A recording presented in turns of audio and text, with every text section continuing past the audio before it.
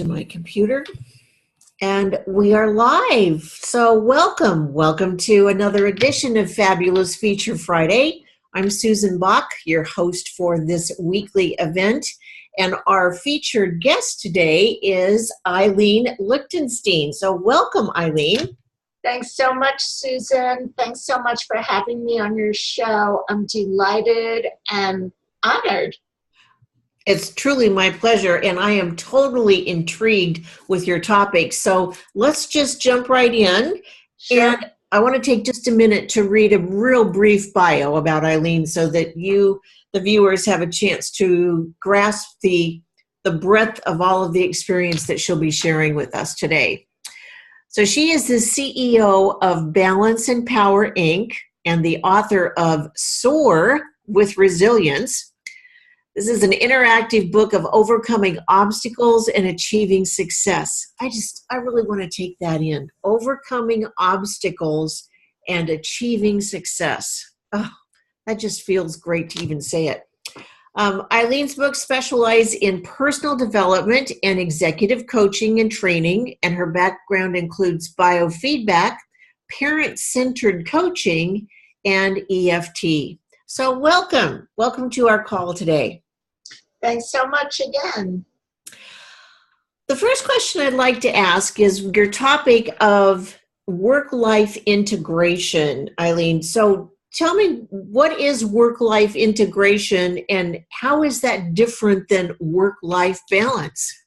Okay, I am so happy to have this platform to talk about it, because I know that the women who are basically the audience here are in it. They are in work and life, whether or not they work full-time or part-time, whether or not they're taking care of family. As women who work and who have families and are caregivers of multiple generations sometimes, we certainly always are in this lots of areas with work and life, no matter what.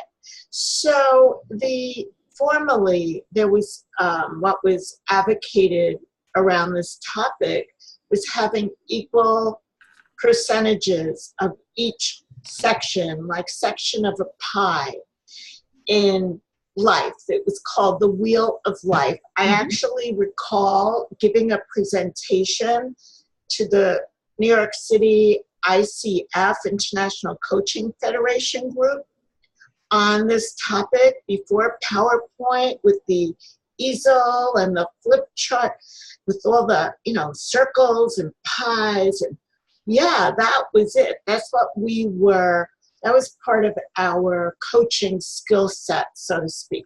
Mm-hmm. And now, yes, those pieces of the pie still exist, and it's basically impossible to have them equal or even to want them and to be okay with not wanting them equal.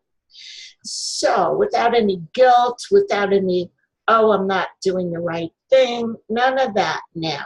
So with everything as it is, without naming it at this moment, it's just as important, maybe more than ever, to be personally balanced. Meaning, you could, if you had to, stand on one foot and do the tree pose. That's a yoga reference. Or perhaps hold a baby and a toddler's hand. That is being physically balanced, where you don't actually literally fall over from being pulled in any direct. Like, excuse me, I just hit something on the computer there. No, it's okay now. I suddenly had a message. Oh no. So that is my own definition of literally, physically balanced, okay? Keeping your balance.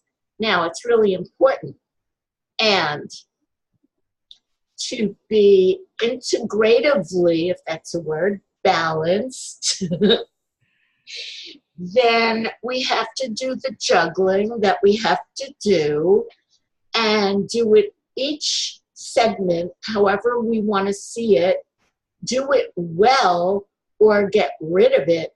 And we are in charge unless you're at work and there's a real supervisor there where you're expected to do certain items or assignments, and yeah, you got to get them done. That's not a choice.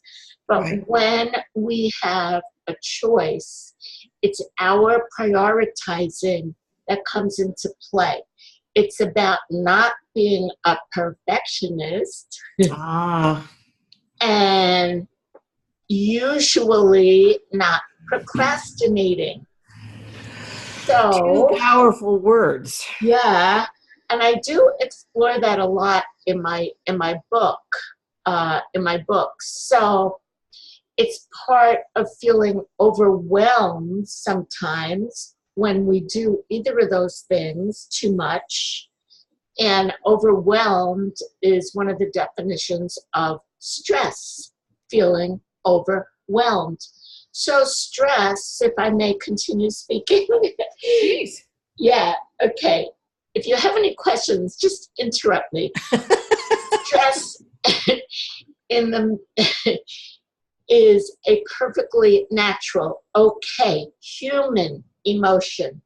It's important to acknowledge our emotions, and if it's stress or anxiety, then that's what it is. So the thing is about stress, and I've learned this over the years in the field, and recently, as 10 years ago, I became a certified anger management specialist. And this was all really brought home because stress is a huge component of anger. And if I may just draw a continuum here, this is absolutely okay. Stress and anger, very individual tipping points. And that way is extreme anger, violence at the end of that. And that way is extreme shutdown, repression at the end of that, possibly diagnosed depression. Oh. So we've all heard about all this or know someone. And the thing is, in all my all my studies and my own personal development, I have learned that when you get up there and you're at the point to tip over one way or another, it's really great if you know some strategies and techniques to pull you back in, all right, to get you close to the middle as soon as possible. So you don't have time to get further and further to one end or the other, as people can easily do if nothing is getting them back in the middle. So what I'm hearing from you, I'm reframing what you've said, is that the work-life balance is integrating all aspects of our life, including our emotions, and acknowledging them rather than denying them. Oh, yes. To acknowledge them and experience it in a healthy and safe way, not only for ourselves, but for those around us. Is that a good replay of what Yes. you were indicating? Yes, for work-life integration. Yes, absolutely. All right. So why is it so important for us to master this now? What's happening in our society and perhaps our own personal expectations that has made this just such a struggle for us? Well, it may be obvious if you tune into the news too much or read the news too much. It's all around us all the time with everything political is stressful. Very little that comes across that way is in a positive vein, so to speak. And then when we drive our vehicles, I'm in the Long Island, a suburb of New York, and you're in California.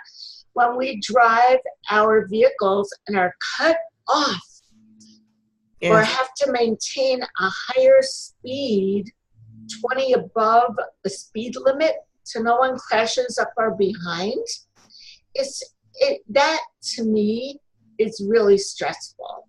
And I can't do anything about it, except of course with the cutting off, just be grateful nothing worse happened. Yes. And with the speeding, be grateful I wasn't pulled over. However, I really meant you can't do anything about the people who are doing those things that are affecting our perception of driving. And Right. We're not ready to stop driving, for heaven's sakes. So, as I know, our viewers and listeners are, most people drive. So, that is a huge stressor. And when asked how come the roads are like this, it's because all the drivers hear all that news and read all that news. Even if they're basically family people and maybe just running an errand or going back and forth to work, everyone is that way. More and more the percentage of population here in the U.S. I haven't done a study myself, but just from the people I see, the clients I speak with, that's what I believe.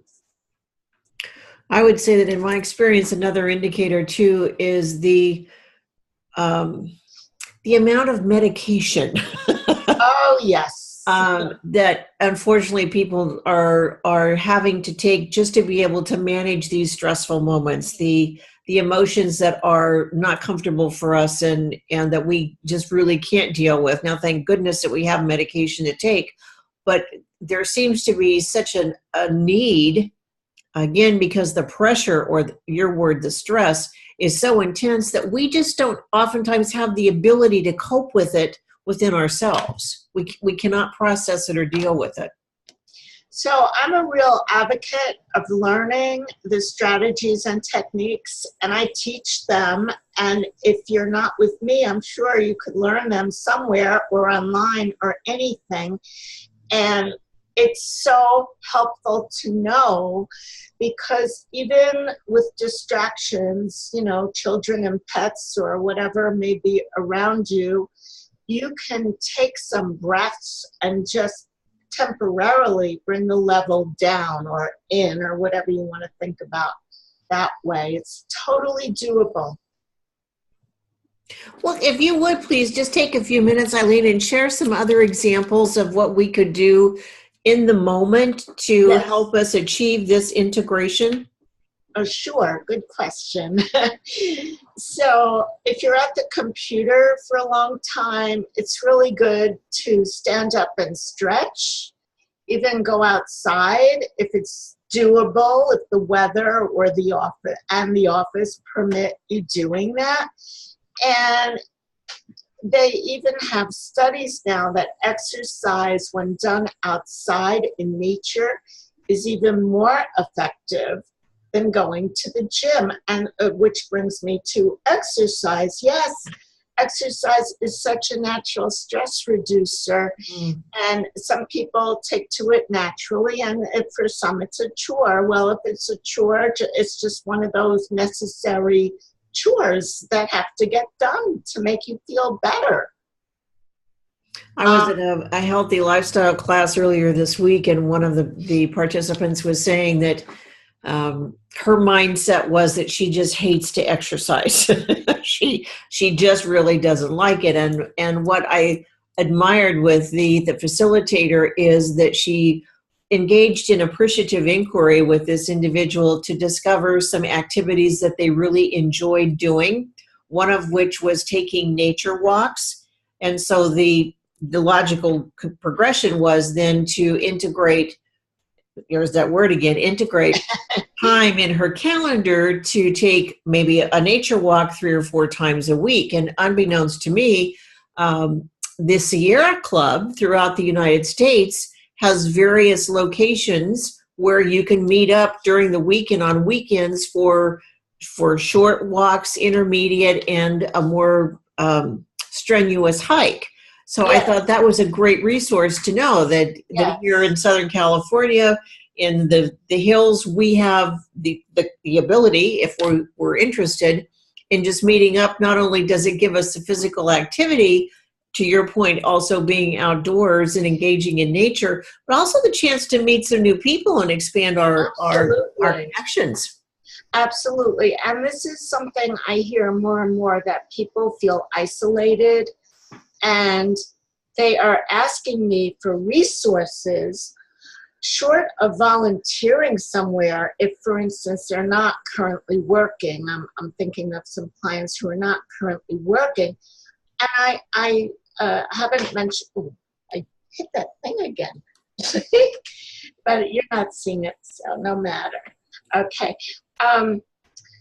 I talk about meetup groups, which is not the Sierra Club, but it's something on the web, meetup.com. It's so easy. There are so many millions, not millions, but probably hundreds, maybe thousands of these different ones. And many of them are free. And it's some place to get out and do something, often healthy things with like-minded people. And it's right out there, guys. Meetup.com. I have no, commission to them.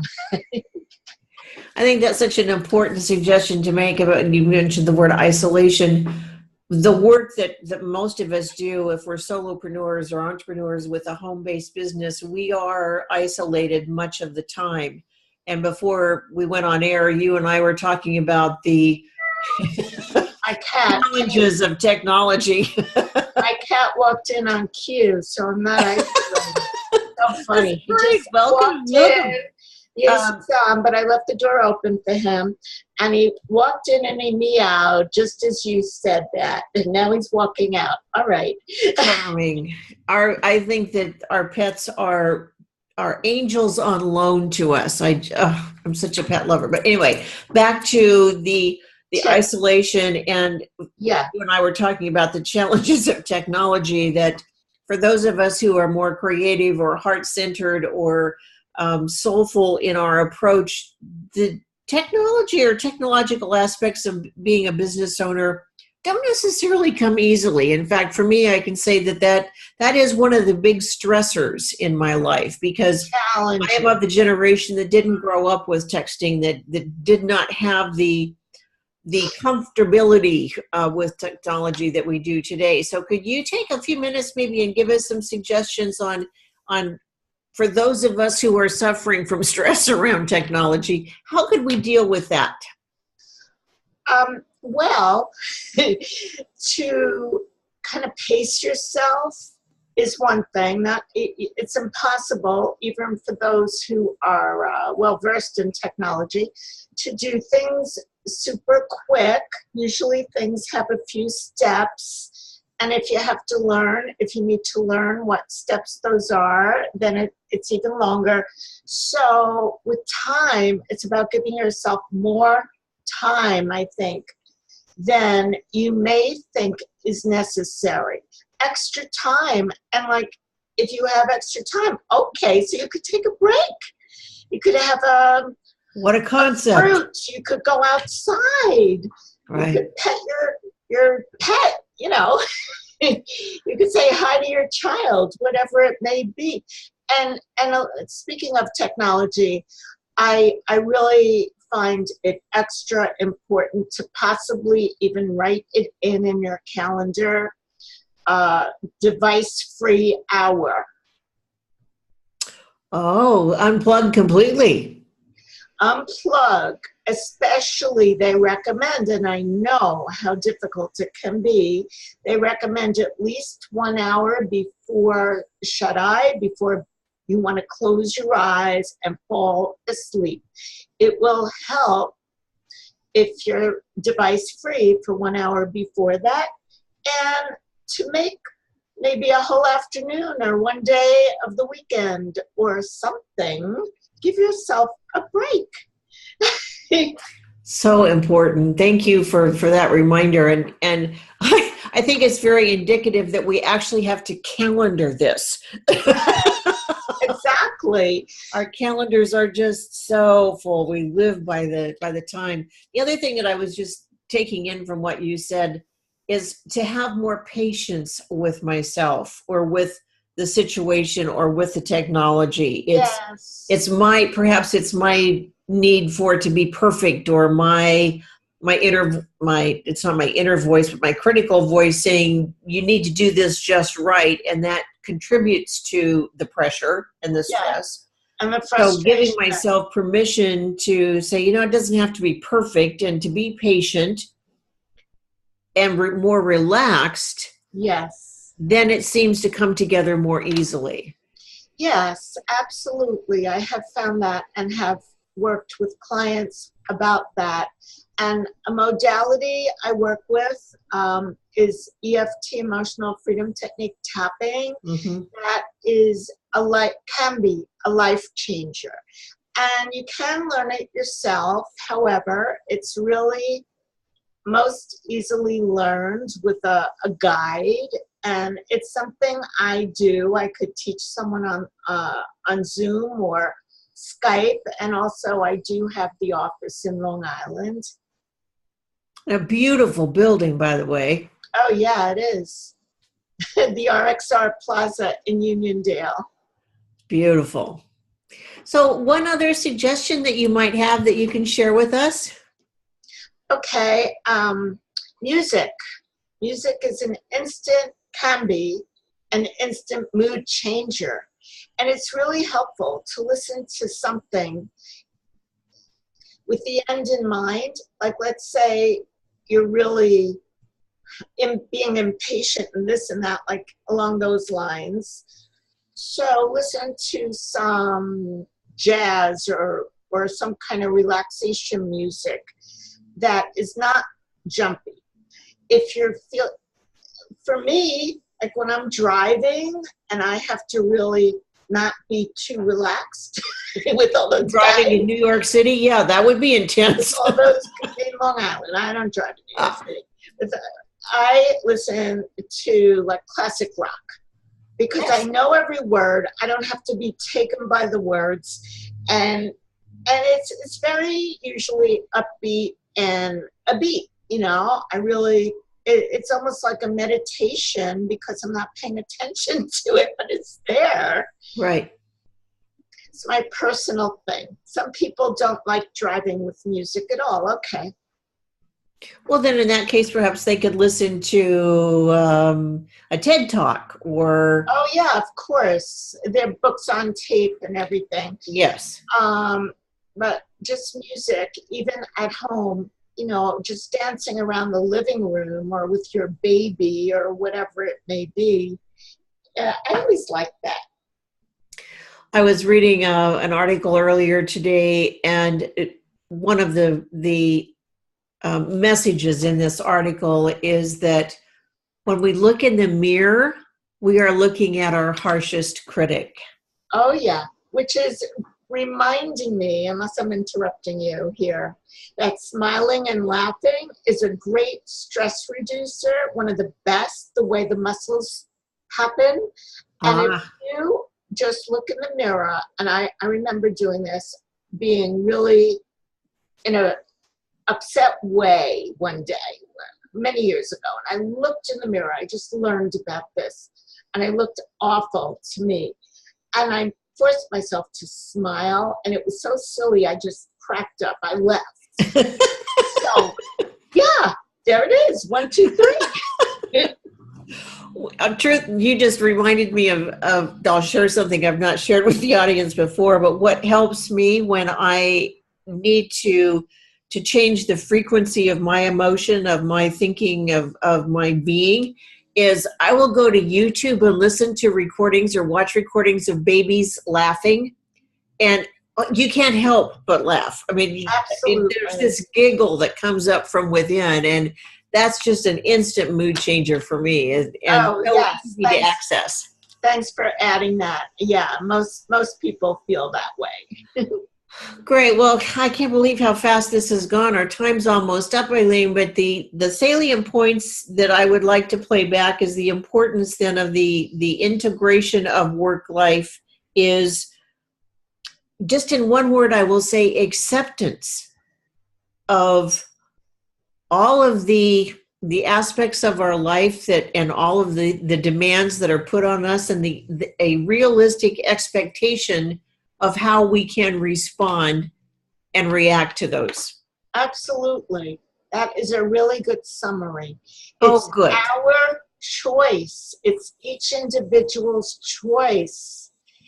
However you feel best and are most productive and happiest. That's the bottom line.